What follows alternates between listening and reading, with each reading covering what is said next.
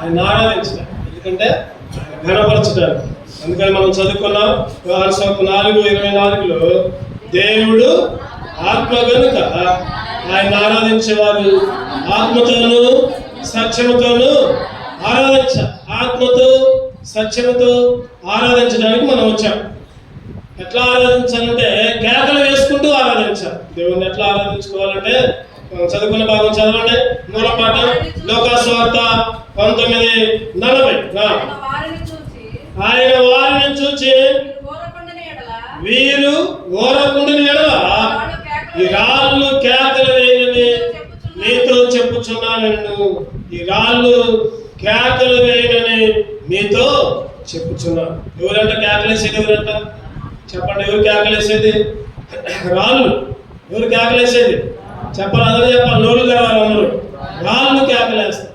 ఎందుకంటే చిన్నపిల్లలందరూ ఆ పై వచనాలను చదువుకుంటే ప్రభువు పేరట వచ్చి రాజు స్తుతింపబడును గాక, యూదుల రాజుకు జయము, దావీదు రాజా జయము, గాడిద మీద ఎక్కి ఊరేగించుకుంటూ వస్తుంటే వాళ్ళందరూ కూడా యేసుక్రీస్తుని స్తుతించారు, గణపరిచారు, యేసుక్రీస్తుని గొప్ప చేశారు. అప్పుడు అన్నారు కదా కొంతమంది వచ్చి, వాళ్ళు ఏమన్నారు? ఎవరంటే వాళ్ళు వచ్చింది అక్కడ ఆ కొందరు పరిసయ్యులు, ఆ సమూహంలో ఉన్న కొందరు పరిసయ్యులు, బోధకుడా నీ శిష్యులను గద్దించు, వాళ్ళు ఏంటి అట్లా వస్తున్నారు, వాళ్ళు గద్దించు అంటే దేవుడు ఏమంటున్నాడు చెప్పండి? వాళ్ళు ఊరుకుంటే రాళ్ళు కేకలేస్తారు, వాళ్ళు ఊరుకుంటే రాళ్ళు కేకలేస్తారు. ఈరోజు రాళ్ళ కంటే ఘనంగా ఉన్నాం మనం కూడా ఎట్లా ఆరాధించాలంటే చెప్పండి, కేకలు వేసుకుంటూ సజీవమైన రాళ్ళు. రాయికి చెప్పండి ఆత్మ ఉంటుందా? రాయికి ఆత్మ ఉంటుందా? ఎక్కడ వేస్తే అక్కడనే ఉంటుంది, ఎక్కడ వేస్తే తీసేదాకా అక్కడనే ఉంటుంది. ఈరోజు చాలా మంది ఈ భౌతిక రాళ్ళలాగా ఉంటున్నారు. ఈరోజు నువ్వు నేను ఎట్లా ఉండాలంటే సజీవమైన రాళ్ళలాగా ఉండాలి. సజీవమైన రాళ్ళలాగా, ఆయన స్తుతించే రాళ్ళలాగా. రాళ్ళు ఏ విధంగా ఆరాధిస్తున్నాయి, నువ్వు నేను ఏ విధంగా ఆరాధించాలి? క్లుప్తంగా ఒక 5 విషయాలు మనం ధ్యానం చేసుకుని ఆరాధనలో ప్రవేశిద్దాం. రాళ్ళు లాగా నువ్వు నేను కూడా కేకలు వేసినట్లు రాళ్ళు ఏమని చెబుతున్నాయి దేవుని గురించి, యేసుక్రీస్తు గురించి ఆ రాళ్ళు ఏమని చెబుతున్నాయి చూద్దామండి. క్లుప్తంగా ఆ రాళ్ళు చెప్పినట్టు మనం కూడా కేకలు వేసుకుంటూ ఆరాధించాలి. రాళ్ళు సజీవమైన రాయిగా నువ్వు నేను ఉండాలి, మృతమైన రాయిగా కాదు. లేకపోతే ఎక్కడ వేసిన రాయిలాగా అక్కడే ఉన్నట్టు కాదు. ఎట్లా ఉండాలంటే ఎటువంటి రాయిగా ఉండాలంటే సజీవమైన రాయి. చెప్పండి అందరూ, సజీవమైన రాయి. చూద్దామండి, ఈ సజీవమైన రాయి ఎటువంటి లక్షణాలు కనబడుతుందంటే ఏం చెప్తుందంటే మనకి మత్తయి సువార్త 4వ అధ్యాయం, మత్తయి సువార్త 4వ అధ్యాయం 3వ వచనం చదవండి. ఆ శోధకుడు ఆయన యొద్దకు వచ్చి, నీవు దేవుని కుమారుడు అయితే ఈ రాళ్ళు రొట్టెలగినట్లు ఆజ్ఞాపించుమనెను. నీవు దేవుని కుమారుడు అయితే ఈ రాళ్ళు ఏం చేయాలంట? రొట్టెలగినట్లు ఆజ్ఞాపించుము. ఈ రాళ్ళు రొట్టెలగినట్లు ఆజ్ఞాపించుము. ఈ రాళ్ళు దేవుని కుమారుడు అయితే, దేవుని కుమారుడు అయితే ఈ రాళ్ళు ఏం చెబుతున్నాయంటే, అప్పుడు యేసుక్రీస్తామన్నాడు చెప్పండి, మనుషులు రొట్టె వల్ల మాత్రమే కాదు కానీ దేవుని నోటి నుండి వచ్చే ప్రతి మాట వలన. ఈ రాళ్ళు అర్థం చేసుకున్నాయి. ఏమని అర్థం చేసుకున్నాయంటే, ఎన్ని శోధనలు వచ్చినా, ఎన్ని కష్టాలు వచ్చినా యేసుక్రీస్తు మాత్రం తల ఒగ్గేదే లేదు. యేసుక్రీస్తు పరిశుద్ధుడు, పరిశుద్ధుడు, పరిశుద్ధుడు. ఆయన ఏ పాపము చేయలేదు. ఈ రాళ్ళ దగ్గర నుంచి మనం నేర్చుకోవాలి. ఆ రాళ్ళు ఒక సాక్ష్యంగా ఉన్నాయి. సైతాను అంటున్నాడు కదా, ఇగో నువ్వు 40 రోజులు ఉపవాసం ఉండొచ్చావు కదా, ఈ రాళ్ళని రొట్టెలు వేసుకుని తిను, ఈ రాళ్ళను తిను, రొట్టెలు వేసుకుని నువ్వేం చెబితే జరిగింది కదా.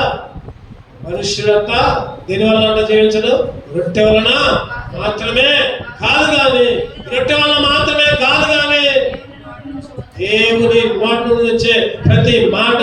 తిండి గురించి పక్కన పెట్టాలి. రొట్టె వల్ల రొట్టెలు కానీ తిండి కానీ అవన్నీ పక్కన పెట్టాలి. ఈరోజు ఎన్నో మందిరాల్లో ఈ తిండి గురించే మందిరాలు మానేసిన వాళ్ళు చాలా మంది ఉన్నారు. ఏంటి కారణం అంటే చెప్పండి? ఎప్పుడో ఒకసారి ప్రేమ జరిపించుకుంటారు. వాళ్ళకంట సరిగా ముక్కలు పడలేదంట, అందుకనే మందిరానికి మానేస్తున్నారు. ఒక ఆమె అంటది, ఎప్పుడు మా ఇంటికి అన్నం పంపించేవాళ్ళు, ఈసారి మా ఇంటికి అన్నం పంపిలా అని కులుగుతా ఉండదు ఒక ఆమె. ఇంకొక మాట కులుగుతా ఉంటారు, అరే అన్నం దగ్గరే బయటపడే స్వభావం. అసలు నువ్వు మందిరానికి రాకుండా ఇంటి దగ్గర ఏం చేస్తున్నావు? మరి పైపెచ్చు మాకు అన్నం పంపిలా అది పంపిలా అని కొన్ని ప్రదేశాల్లో కొన్ని ప్రాంతాల్లో ఇట్లా జరుగుతూ ఉంటాయి. ఎప్పుడు తిండి గురించి ఆలోచన. అందుకనే దేవుడు అంటున్నాడు కదా, మనుష్యుడు రొట్టె వలన మాత్రము కాదు జీవించేది. మనుషుడు రొట్టె వలన మాత్రము కాదు. ఈ రాళ్ళు ఏం చెప్తున్నాయంటే తిండి ముఖ్యం కాదు. ఎన్ని కష్టాలు వస్తాయి, శోధనలు వస్తాయి. 40 రోజులు ఏం చేశాడు యేసుక్రీస్తు? ఉపవాసం ఉండి వస్తే ఆకలి కూడా పక్కన పెట్టాడు. దేవుని వాక్యమే సైతాన్ని ఎంత శోధించాడో చూడండి. లోకమే నాది అంటున్నాడు, ఈ లోకమంతా నా అధికారంలో ఉంది అంటున్నాడు. ఈ రాళ్ళు ఏం చెప్తున్నాయంటే ఆయన శోధనలో కూడా గెలిచిన వాడు. ఇంకోటి ఏం చెప్తున్నాయంటే ఆయన పరిశుద్ధుడు. ఆయన పరిశుద్ధుడు, ఏ పాపము కూడా లేనివాడు, ఏ పాపము లేనివాడు. ఆయన లాంటి వాడు ఈ లోకంలో ఎవరో కూడా దేవతలు ఎంతో మందిగా పిలవబడ్డారు ఈ లోకంలో. కానీ వాళ్ళందరికంటే గొప్పవాడు. నిర్గమకాండంలో చక్కటి మాట ఉంటుంది, చదవనమాట. నిర్గమకాండం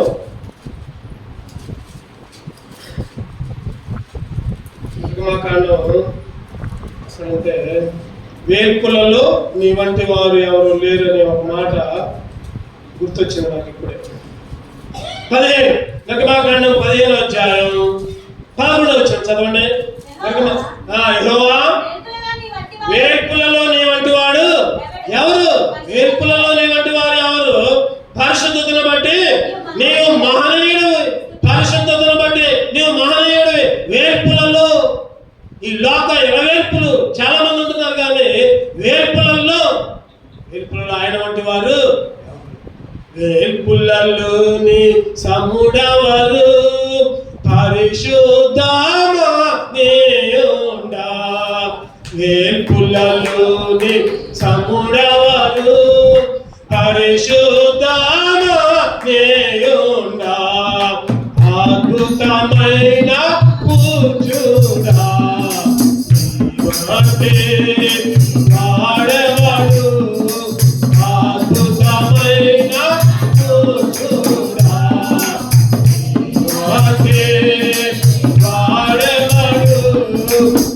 యెహోవాను గానము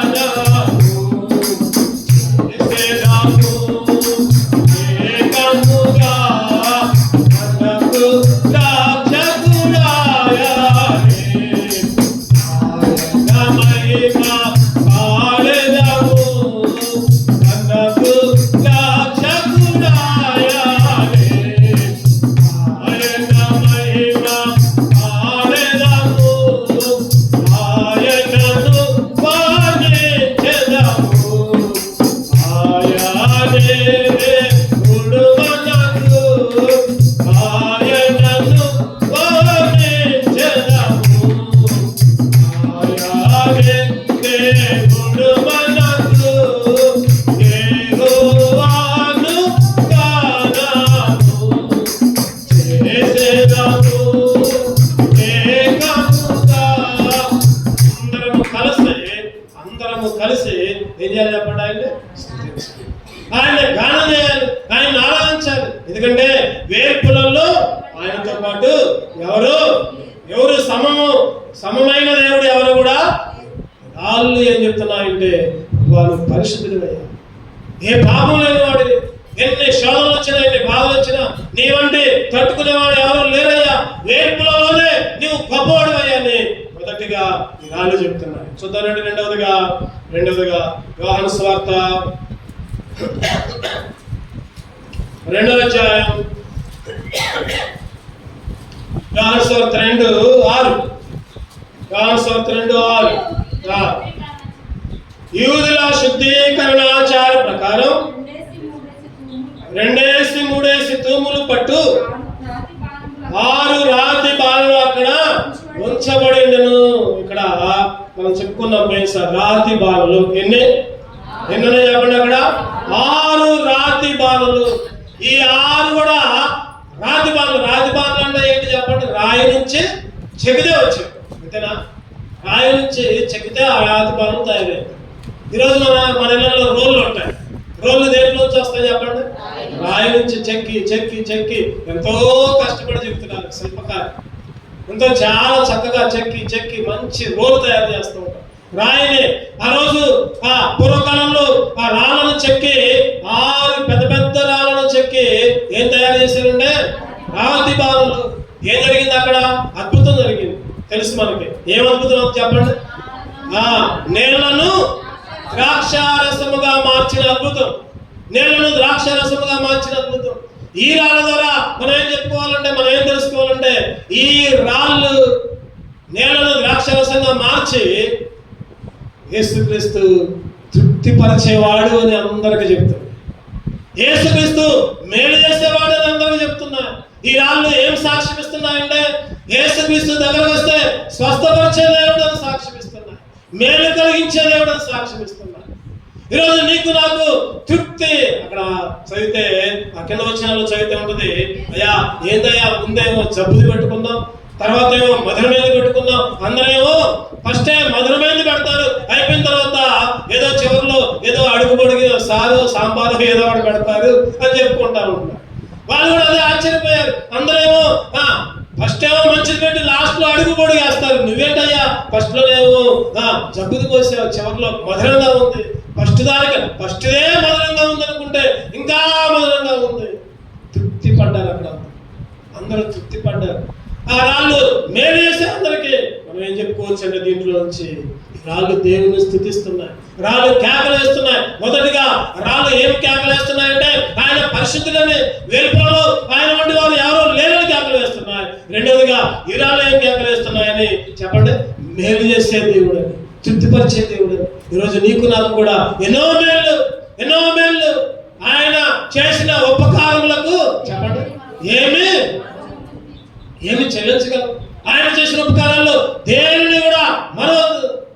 నీవు చేసిన ఉపకారములకు నేనేమి చెల్లింతును?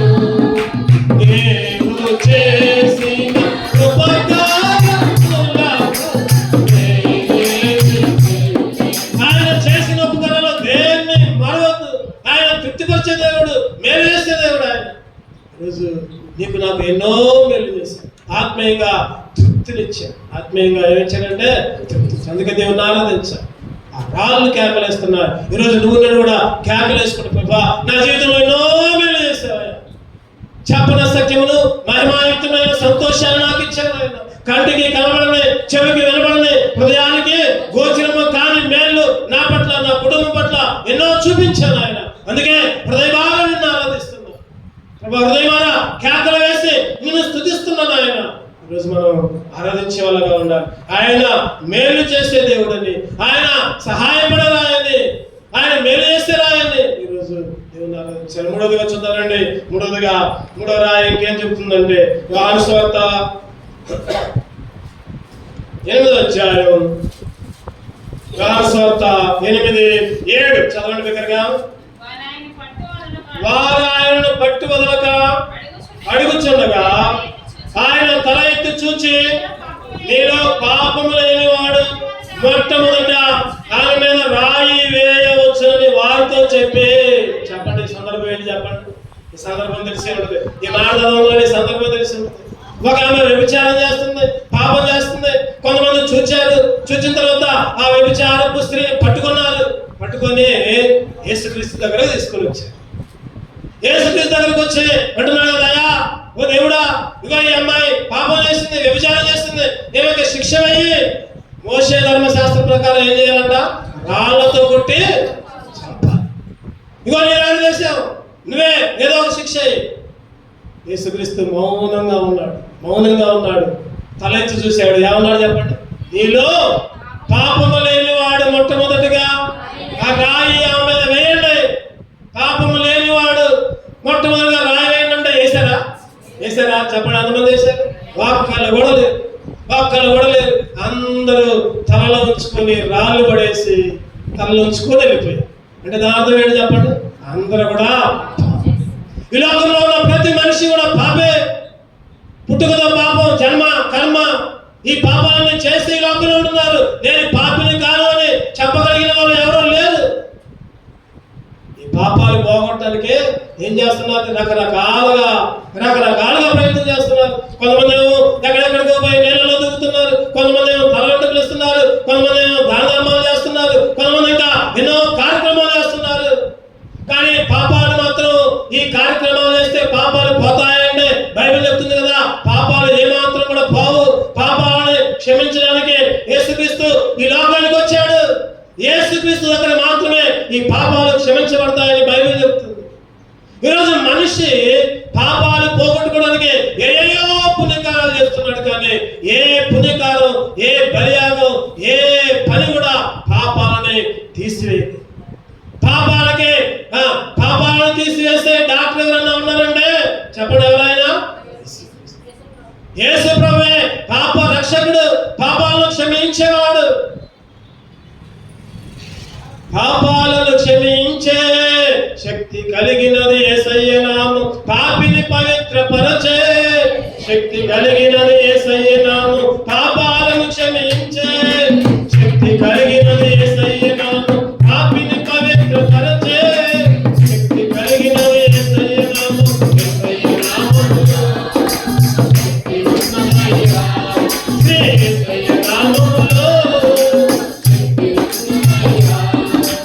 నమ్మితే చాలు నీవు పొందుకుంటావు శక్తిని, నమ్మితే చాలు నీవు పొందుకుంటావు శక్తిని. యేసయ్య నామములో శక్తి ఉన్నదయ్యా, శ్రీ యేసయ్య నామములో. ఈ లోకంలో పాపాలను క్షమించే దేవుడు యేసుక్రీస్తు మాత్రమే. అన్నాడు కదా, అమ్మా ఎవరు నన్ను శిక్షించలేదా? ఆమెను తలగాయించుకొని, అయ్యా ఎవరు నన్ను శిక్షించలేదా? నేనైతే మరణానికి పాత్రురాలు, నేనైతే పాపిని, ఎవరు నన్ను శిక్షించలా, నువ్వే శిక్షించు అంటే ఆయన అన్నాడు కదా, అమ్మా ఇక నుంచి పాపము చేయకు, ఇక నుంచి పాపం చేయకు, నేను కూడా నిన్ను శిక్షించు, నేను కూడా నిన్ను ఏమన్నా వెళ్ళు. ఈరోజు యేసుక్రీస్తు పాపాలను క్షమించేవాడని ఈ రాయి చెప్తుంది. అందరూ ఏం చేశారు చెప్పండి? అందరూ ఇక్కడ రాళ్ళు పట్టుకొని చంపుతాం అనుకున్నారు. ఆ రాళ్ళు ఏం సాక్ష్యం చెప్తున్నాయంటే యేసుక్రీస్తు పాపాలను క్షమించేవాడు. నువ్వెంత ఘోర పాప అయినా సరే, ఎటువంటి పాపమైనా, అంతకుడైనా, లేకపోతే వ్యభిచారైనా, దొంగవైనా, ఎవరైనా సరే యేసు దగ్గర మోకరిస్తే ఆయన పాపాలను క్షమిస్తారు. ఈ రాళ్ళు ఏం చెప్తున్నాయంటే పాపాలను క్షమించే రాళ్ళుగా ఇక్కడ మనం చూస్తాం. ఆ రాళ్ళు కేకలు వేస్తున్నాయి. ఈరోజు నువ్వు నేను కూడా, అయ్యా నా పాపాలు కూడా క్షమించావయ్యా ప్రభా, నేను కూడా ఘోర పాపిని. పౌలు గారు ఏమంటారు చెప్పండి? ప్రధాన పాపిని అంటాడు. ఏ పాపంట? పాపంలో చేసిన వాళ్ళందరినీ లోకంలో చూస్తే వాళ్ళందరికంటే నేనే గొప్ప పాపిని, ప్రధాన పాపిని, ప్రధాన నిందితుడిని చెప్తారు. ఈ మాట చెప్తారు. ఈరోజు మనం చెప్పాలి, దేవుడు ప్రభా నేను కూడా ప్రధాన పాపిని, నేను కూడా ఘోర పాపినయ్యా. అందరి పాపాలు అయితే బయట తెలుస్తున్నాయి, నేనైతే తెలియకుండా ఎవరికి చూడకుండా ఎన్నో పాపాలు చేశాను. పాపాలు క్షమించు అడుగు, నువ్వు దేవుడు క్షమిస్తాడు. ఇలా ఏం చెప్తుందంటే పాపాలను యేసుక్రీస్తు క్షమిస్తాడని చెప్తుంది. కేకలు వేసుకుంటూ ఆరాధించాలి. చూద్దారండి, మన సమయం అయిపోతున్నాము. క్లుప్తంగా ధ్యానం చేద్దాం. యోహాను సువార్త 4వ రాయి చూద్దారండి. యోహాను సువార్త 11:38. యేసు మరలా తనలో మూలుగుచు సమాధి యొద్దకు వచ్చెను. అది ఒక గుహ, దాని మీద ఒక రాయి పెట్టి, 4వ రాయి. ఈరోజు కేకలు వేసే రాయిగా నువ్వు నేను ఉండాలి, సజీవమైన రాయిగా ఉండాలి. సజీవమైన రాళ్ళు చూసా. మొదటి రాయి ఏం చెప్తుంది చెప్పండి? మొదటి రాయి ఏం చెప్తుంది? మీరే చెప్పండి. ఆయన పరిశుద్ధ దేవుడు, మానవుడు, వేర్పులో ఆయన వంటి వారు ఎవరు లేరని చెప్తుంది, కేకలేస్తుంది. 2వ రాయి తృప్తిపరిచేవాడు, దేవుడు తృప్తిపరిచేవాడు, మేలు చేసేవాడు, సహాయకుడు, అక్కడ తెచ్చేవాడు. 3వ రాయి చెప్తుంది పాపాలను క్షమించేవాడు, శిక్ష ఏమాత్రం కూడా ఏడు, నీ పాపాలను ఒప్పుకుంటే క్షమిస్తాడని చెప్తుంది 3వ రాయి. 4వ రాయి ఏం చెప్తుందంటే అక్కడ యేసు మూలిగాడంట. దాని మీద ఏముందంటే ఒక రాయి ఉంది, దాని మీద ఒక రాయి ఉంది. ఈ రాయి ఏం చెప్తుందంటే నువ్వు చనిపోయినా కూడా యేసుక్రీస్తు నిన్ను లేపుతాడు. ఆయనకు అసాధ్యమైనది ఏది లేదు, సమస్తము సాధ్యమే అని చెప్తుంది రాయి.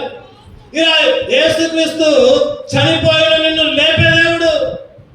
పాపముల చేతను ప్రాణముల చేతను చచ్చిన వారమై ఉండగా క్రీస్తు యేసుతో కూడా మనల్ని లేపాడు, ఆయన బ్రతికించాడు. ఈరోజు చనిపోయినా, ఆత్మీయంగా చచ్చిపోయినా, శారీరకంగా చచ్చిపోయినా, ఈరోజు నువ్వు చనిపోవచ్చు. యేసుక్రీస్తుని నమ్ముకొని నువ్వు చనిపోతే పరలోక రాజ్యానికి వెళ్తావు. యేసుక్రీస్తుని నమ్ముకోకుండా నువ్వు చనిపోతే అగ్నిగుండానికి వెళ్తావు, నరకానికి వెళ్తావు. అదే చెబుతున్నారు. యేసుక్రీస్తుని నమ్ముకో, నువ్వు చనిపోతే పరలోకానికి వెళ్తావు, నిన్ను దేవుడు లేపుతాడు. ఆయన సజీవుడైన వాడు, ఆయన నిన్ను కూడా తిరిగి లేపుతాడు. సమాధుల్లో కుళ్ళిపోయి ఉన్న, కాల్చబడిన, ఎటువంటి పరిస్థితుల్లో ఉన్నా ఆయన లేపుతాడు. ఆత్మతో ఆయన మనల్ని ఉజ్జయింపజేసి పరలోక రాజ్యాన్ని అనుగ్రహిస్తాడని బైబిల్లో ఉంది. ఈ ఆయన సాక్ష్యం చెబుతుందంటే ఆయన అద్భుతకరుడు, ఆశ్చర్యకరుడు, సమాధిలోంచి నిన్ను లేపేవాడు. అందుకనే కీర్తన 103 కీర్తనలో ఒక మాట ఉంటుంది, సమాధిలోంచి నీ ప్రాణమును విమోచించి. చదవనమాట 103 కీర్తన అనుకోండి, ఎన్నో వచ్చిన చూడండి. కీర్తనలో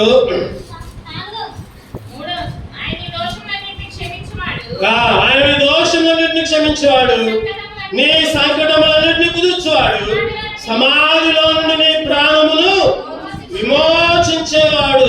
సమాధిలో నుంచి నేను కూడా చనిపోయిన వాడిలాగా ఉన్నాను, చనిపోయిన వాళ్ళ ఎన్నోసార్లు చచ్చిపోయినా ప్రభా అటువంటి నన్ను లేపావు.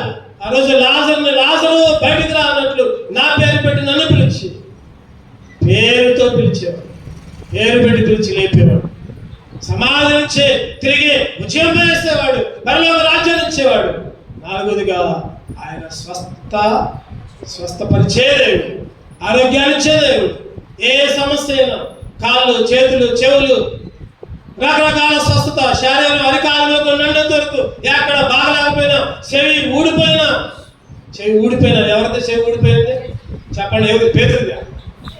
పేతురుది కాదు, సైనికుడిది. పేతురు ఏం చేశాడంటే మా దేవుడి మీదకే వస్తావా నువ్వు అని ఒక కత్తి చూసి సైనికుడిని ఏం చేశాడు? చెవి నరికితే యేసుక్రీస్తు ఆ చెవిని చూసి అతికిచ్చాడు. ఆయన స్వస్థపరిచే దేవుడు, కళ్ళు ఇచ్చే దేవుడు, మిగిలిన వాళ్ళకి మాటలు ఇచ్చే దేవుడు, కాళ్ళు ఇచ్చే దేవుడు, కుష్టి రోగాన్ని బాగు చేసే దేవుడు, కుంటి వారిని, గుడి వారిని, 38 ఏళ్ల నుంచి స్వస్థత లేక పడి ఉన్న వాడిని, అంత మాత్రమే కాదు చనిపోయిన వాళ్ళను కూడా లేవనెత్తేది. అవన్నీ మనకున్నాయి లక్షణాలు. కుంటోళ్ళలో కాదు, కాళ్ళలోనే కానీ కుంటోళ్ళమే, దేవుని మందిరానికి రాకపోతే కుంటోళ్ళమే, గుడ్డాలమే, వాక్యం చదువుకోకపోతే గుడ్డాలమే, కుష్టి వాళ్ళమే, బైబిల్కి దూరంగా ఉంటాం. కుష్టి వాళ్ళు ఈ లోపల అందరినీ లోకానికి దూరంగా ఉంటారు. ఆత్మీయ కుష్టి అంటే చెప్పండి? బైబిల్కి, మందిరానికి, వాక్యానికి, ప్రార్థనకి దూరంగా ఉంటాం. ఆత్మీయ కుష్టి. ఈరోజు చచ్చిపోయాం, శవాలుగా ఉన్నాం. అపరాధముల చేత, పాపముల చేత చచ్చిపోయి ఉంటే యేసుక్రీస్తుతో కూడా నన్ను అందుకే దేవుని ఆరాధించాలి. ఈ రాయి ఏం చెబుతుందంటే యేసుక్రీస్తు తిరిగి లేపే దేవుడు. చివరిగా ఆయన కూడా చూసుకుందాం. ఇంకొక రాయి గురించి చూద్దాం. మత్తయి సువార్త 28:2 చదవండి దగ్గరగా. మత్తయి సువార్త 28:2. ఇదిగో ప్రభువు దూత పరలోకం నుండి దిగి వచ్చి రాయి పొర్లించి దాని మీద కూర్చుండెను. అప్పుడు మహాభూకంపం కలిగిన ఆలోచన కూడా చదవండి.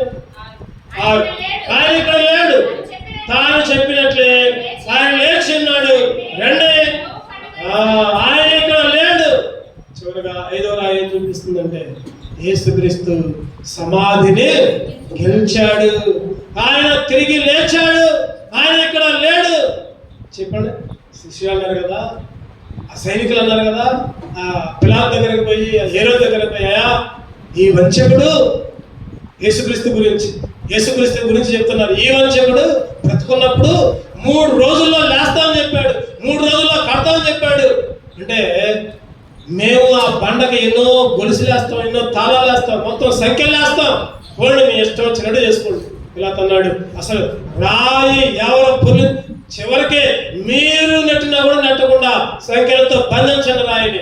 ఆయన్ని సమాధిలో పెట్టిన తర్వాత ఆ రాయిని బంధించండి గొలుసులతో, తాళాలు వేయండి, తాళాలకు ఒక సీల్ వేయండి. సీల్ అంటే చెప్పండి, సీల్ అంటే ఏంటి? పరీక్ష పేపర్లు అయిపోయిన తర్వాత బాక్సులు పెట్టి సీల్ వేస్తారు. అంటే గుర్తు ఏంటంటే ఎవరు తీయకుండా, ఎవరు దాన్ని అంటే ఓపెన్ చేసేటప్పుడు సీల్ ఉందా లేదా, ఓట్లు వేసినప్పుడు ఓట్లు కూడా అన్ని లోపల పెట్టి ఏం చేస్తారు, లక్క పెట్టి సీల్ వేస్తారు. ఎందుకంటే ఓట్లు మళ్ళీ వేసిన ఓట్లు ఎవరు తీయకూడదు. ఈ లోకంలో అన్న మాయ జరిగిద్దేమో కానీ అక్కడైతే బలమైన రాయి, పెద్ద రాయి, సంఖ్యలు, తాళాలు, మళ్ళీ కావలాళ్ళు దగ్గర ఎంతో మంది కాపలాగాళ్ళు. ఆశ్చర్యకరం ఏంటంటే మధ్యరాత్రి తెల్లవారి పొద్దున ఒక దోత వచ్చింది. అందరూ సమస్యలు పడిపోయారు. ఆ దోత ఒక చిటికలతో ఎట్టాలి రాయి ఏమైంది చెప్పండి, దొరికిపోయిన సమాధి తెరవబడింది. ఈ రాయి ఏం చెప్తుందంటే యేసుక్రీస్తు సజీవుడు, యేసుక్రీస్తు సజీవుడు, ఆయన సమాధుల్లో లేడు. ఈ లోకంలో అన్ని సమాధులు తెరవబడ, ఒకే ఒక్క సమాధి తెరవబడింది, అదే యేసు సమాధి. ఈ లోకంలో పుట్టిన వాళ్ళందరూ చనిపోయారు, సమాధులను ఉన్నారు, కుళ్ళిపోయారు, ఎముకలు మట్టి ముద్దలుగా మిగిలిపోయారు. కానీ యేసు సమాధి తెరవబడి. ఈ రాయి ఏం చెబుతుందంటే యేసుక్రీస్తు తిరిగి లేచాడు, యేసుక్రీస్తు తిరిగి లేచాడు, యేసుక్రీస్తు తిరిగి లేచాడు. ఆయన లేవడం మాత్రమే కాదు, మరలా వస్తాడు, మరలా రానున్నాడు. ఏ రీతిగా వెళ్ళాడో ఏ రీతిగా వస్తాడు. సిద్ధపడండి, మీరందరూ సిద్ధపడండి. ఆయన రాకడలో ఎత్తబడాలి, సిద్ధపడండి. అదే నిరీక్షణ. ఈ రాయి ఏం చెబుతుందంటే యేసు సజీవుడు, లేపడ్డాడు, మళ్ళా వస్తాడు, నిరీక్షణ కలిగి ఉండండి అని చెప్తుంది. ప్రభువా, ఈ రాయి ద్వారా నేనేం నేర్చుకున్నానంటే, ప్రభువా నువ్వు చనిపోయినా కదా లేచావయ్యా, మరలా వస్తావు, నన్ను నీ పరలోక రాజ్యానికి తీసుకెళ్తావు. ఒక నిరీక్షణ, చెప్పండి ఏం ఇచ్చాడు దేవుడు మనకి? ఒక నిరీక్షణ ఇచ్చాడు. ఒక నిరీక్షణ, ఆయన ఇచ్చిన నిరీక్షణ మృతమైన నిరీక్షణ కాదు. మనం చెప్పండి ఏ నిరీక్షణ? జీవముతో కూడిన నిరీక్షణ. ఈరోజు దేవుడు నీకు నాకు ఇచ్చాడు 5 రకాల రాళ్ళు, సజీవమైన రాళ్ళు. సజీవమైన రాళ్ళలాగా నువ్వు నేను కూడా కేకలు వేయాలి. చెప్పండి ఒకటి రాయండి. ఆయన పరిశుద్ధుడు అని చెప్పింది రాయి. వేర్పులలో ఎవరు లేరని చెప్పింది రాయి. చెప్పండి రెండో చెప్పండి, మీరే చెప్పాలి అందరూ. తృప్తిపరిచే రాయి, సహాయపు రాయి, మేలు చేసే రాయి. మూడవదిగా పాపాలను క్షమించే రాయి. మూడవదిగా, నాలుగవదిగా స్వస్థత, తిరిగి లేపే, చనిపోయినా కూడా ఎటువంటి రోగమైన స్వస్థత ఇచ్చే. చివరిగా ఐదవదిగా ఆయన తిరిగి లేచాడు, మరలా వస్తాడు. మరణము గెలిచాడు, మరణము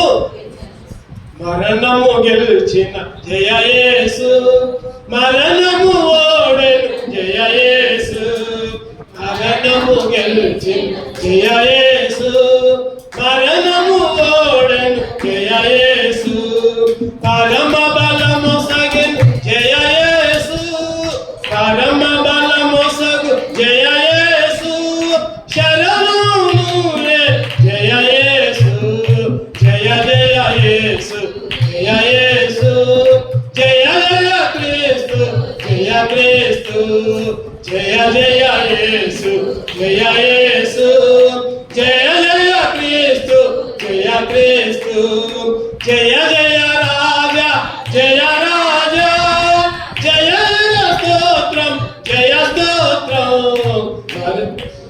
ఆయన సమాధిని గెలిచాడు, మరణాన్ని గెలిచాడు. అందుకే ఆయన ఏం చేయాలి చెప్పండి? స్తోత్రం చేసుకుంటూ. కృపా నీ వంటి వాళ్ళు ఎవరు కూడా 5 రకాల రాళ్ళు సజీవమైన, ఎవరైతే ఆరాధిస్తారో, ఎవరైతే కేకలు వేసుకుంటూ ఆరాధిస్తారో వాళ్ళేంటి? సజీవమైన రాయి.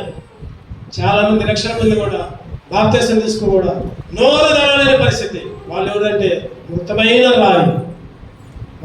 రాయి. ఎప్పుడు కూడా మందిరంలో ఆరాధించట్ల. కొంతమంది రక్షణ మంది బాప్తిసం తీసుకున్నారు, అయినా కానీ ఆరాధించట్ల. దేవుడు ఏం చెబుతున్నాడు అంటే నువ్వు మృతమైన రాయిగా ఉండదు. నువ్వు మృతమైన రాయి. ఒక్క మాట, ప్రభా నాకు రక్షణ ఇచ్చావు, నీకేమి రాకపోయినా పర్వాలా, ప్రభా ఒకప్పుడు నేను మృతమైన రాయిగా చచ్చిపోయిన రాయిగా ఉన్నానయ్యా, ఇప్పుడు నన్ను బ్రతికించావయ్యా, ఎన్నో మేలు చేశావు, ఎన్నో స్వస్థతలు చేశావు, నిన్ను నా హృదయపూర్వకంగా ఆరాధిస్తున్నాను. ఆయన ఆరాధించే బిడ్డగా మనందరం కూడా సిద్ధపడదాం. అటువంటి కృప దేవుడు మనకే అనుగ్రహించునుగా. నిలబడదాం, పాట పాడుకుందాం.